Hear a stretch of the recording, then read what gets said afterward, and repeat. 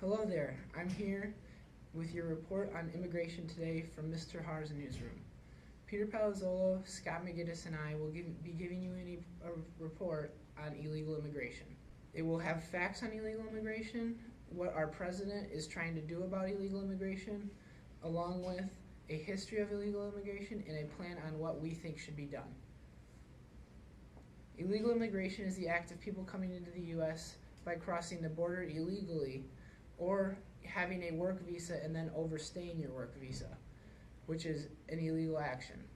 According to the Department of Homeland Security, there was roughly 11.5 million undocumented immigrants in the United States in 2011.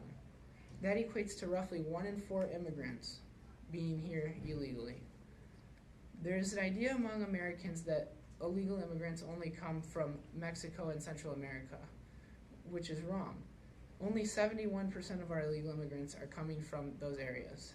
14 of them will come from countries in Asia, 6% will come from South America, 4% from Europe, Canada, and Oceania, and finally 2% from the Caribbean.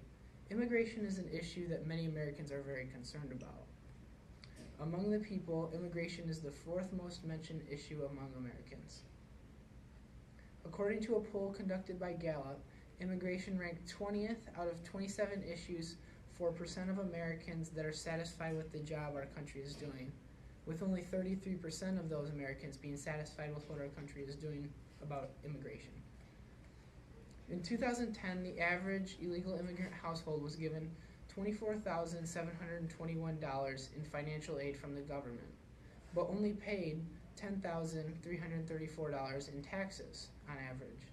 If you compare the whole population of the illegal immigrants, that adds up to an annual deficit of $5.5 billion for our government. This is a problem that can affect a lot of people in our country and something that cannot be taken lightly.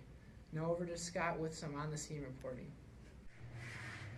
Hello, Scott McGuiness reporting here from the start of Donald Trump's wall.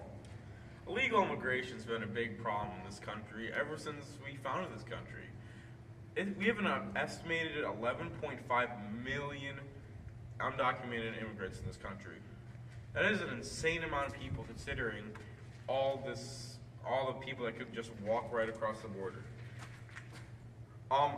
So just to give you some quick facts, since Donald Trump is president, we have increased spending on Border Patrol because his immigration plan obviously is a lot more direct and intense than President Obama's was. We have got numbers that immigration has been down and there's been a lot less apprehensions at the border. On average, 45,000 people a month would be arrested trying to cross the border. It's down to last January, there was only 31,000 people apprehended. That's a big difference. Donald Trump, he wants to build a wall that goes 2,000 miles, or the 1,900 miles exactly, that is on the U.S.-Mexico border. There are obstacles such as the Rio Grande River. We're not too sure what Donald Trump wants, what he wants to do with the rivers, because you can't build a wall in a river. But also, there have been a lot of protests recently along the U.S.-Mexico border, especially in El Paso, Texas, and places that might have strong relations with Texas, like a border town that might benefit off each other's trade. And there's just miles along this border that has nothing, and if you have to be quite the Bear Grylls to get across the border out there. It's not all been at the wall, though. There's been a lot of illegal immigration. Donald Trump has signed an executive order banning all citizens from entering the country from 7 countries that are located in the Middle East. He believes this is the right move because there's a threat to terrorism when these people come here. A lot of Americans were also angered about this, and the executive order to do that was repealed by a judge, and the people from those countries are allowed to come to America now. That is it. Back to you in the studio. From the creation of the Bureau of Immigration and Naturalization in 1906 to the start of President Trump's wall, the issue of illegal immigration has greatly evolved over time. In 1910, Mexicans were attracted north for work of railroad lines, industry, and mining. However, when the opponents of their president, Porfirio Diaz, became angered with him for accumulating debts, he was quickly overthrown. The Mexican citizens fled farther north, eventually crossing the border and finding jobs in industry, mining, railroads, and agriculture within the United States. With World War I starting, the demand for Mexican labor increased.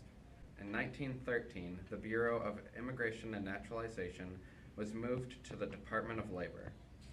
During World War I, the U.S. finally authorized what they called mounted inspectors along the U.S.-Mexico border. These were a few dozen people who mostly rode on horses, but some in cars and even boats along the border, patrolling, looking for any illegal crossings. Military stationed near the border also helped with this issue, but it was not prioritized over their other problems. In the off chance that they discovered people attempting to cross the border, they would report them to inspection stations where they would decide on what to do with them. In 1920, an estimated 17,300 Chinese entered the U.S. illegally through the Canadian and Mexican border. And by 1921, the first Quota Act became law, limiting the number of immigrants from a great number of countries. The quotas would then be reduced in 1924, allowing each nationality to consist of 2% of the United States population.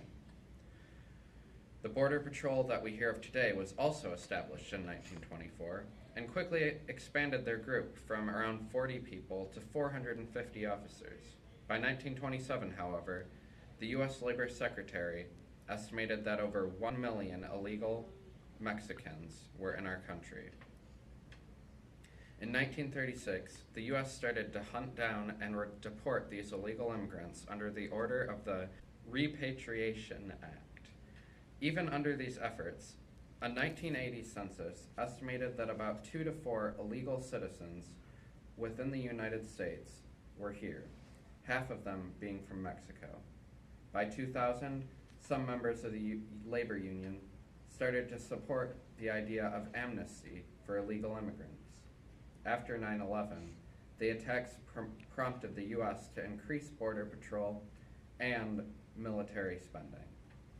In 2006, the Secure Fence Act authorized fencing along the U.S.-Mexico border, and by 2008, the estimated amount of illegals in our country was proposed to be around 11.6 million.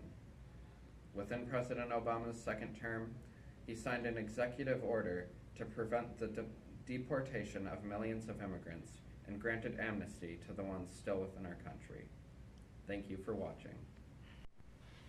Our group has come up with an idea based off the information that we have researched for what to do about the problem of illegal immigration. Our idea is not that complicated. We do believe a better type of barrier along our southern border would be a good option, as it might deter many immigrants trying to come across that way. So we do agree with the president on that. We also believe that there needs to be a system to track people that are here in our country on visas, because there's a large number of people that will come across the border in any of our borders for a work visa, and then they will overstay their visa and just never leave our country. So there needs to be something that will track and then be able to follow up with people and make sure that they either are taking a path to citizenship or planning on returning to their country at the end of their visa. This third step in our plan will be to fund our Border Patrol, Department of Homeland Security, and the Immigrant and Custom Enforcement, or ICE, to better protect our borders and to make sure we don't have as many illegal immigrants coming in. The last step of our plan would be to give the illegal immigrants already here a better or shortened path to citizenship that will not take years to complete. Our hope is that after all this, we will be able to better control our problem in this country with illegal immigrants.